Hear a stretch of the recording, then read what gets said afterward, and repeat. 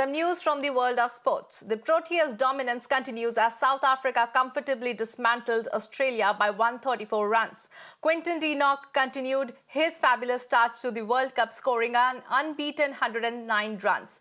Aiden Markram, meanwhile, scored a half-century, powering the Proteas to set a total of 312 runs.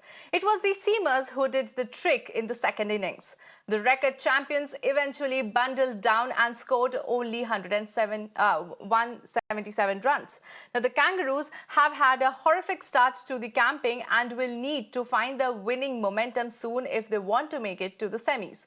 The Proteas, meanwhile, are proving themselves to be a true contender for this title. Now, for more on this, let me go across to my colleague Gaurav, who joins us live. Gaurav, not a great start for the Aussies. They lost two matches back-to-back. What's next can we expect from them if they want to go into the semis?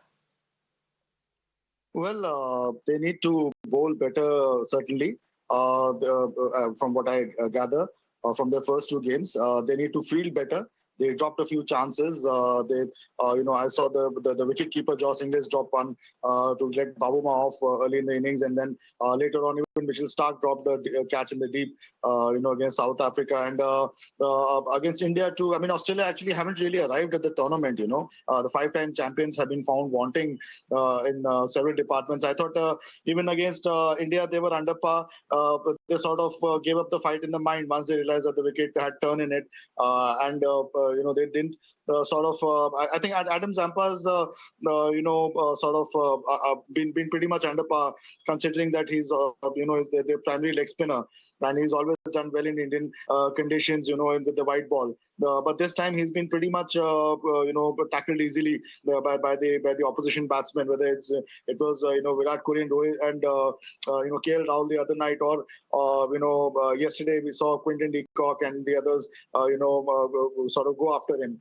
Australia need to pull up their socks fast, right? Because Australia, South Africa, India, New Zealand, and even England, after losing the opening game, have bounced back well. And certainly, if they don't pick up their campaign, if they don't put it back on track, then I see them struggling to make it to the semis eventually. They are a formidable side, and they should get back into the contest at some point in the tournament. They should find their groove. But for now, they seem to be, struggling, and they have a few tough questions to face. Certainly, the fact that they have a second spinner in Maxwell, they look thin in the spin department. Certainly, they could do with a Nathan Lyon, who's expressed his willingness to come on this, join the World Cup party, and perhaps they need to pull up their socks in the batting department as well, considering 300 is pretty much a score that all the teams are getting in the tournament. All right, Gaurav, many thanks for joining us live and giving us all those important details.